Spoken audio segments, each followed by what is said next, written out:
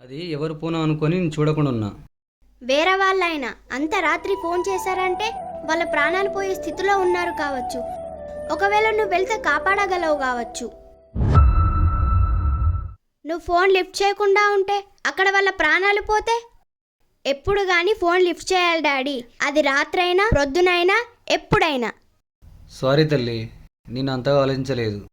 ఇప్పటి నుండి నువ్వు చెప్పినట్టే చేస్తా. నేనేమైనా తప్పుగా మాట్లాడితే సారీ డాడీ. నువ్వెందుకమ్మా సారీ చెప్తున్నావు? నువ్వు నా కళ్ళు తెరిపించినవు. నా కూతురికి తెలిసినంతగా నాకు తెలియలేదని చెప్పని సిగ్గుపడుతున్నా.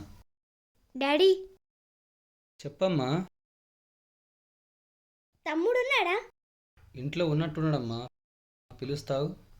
సందీప్, సందీప్, ఇట్రా. ఇట్రారా, అక్క ఫోన్ చేసింది.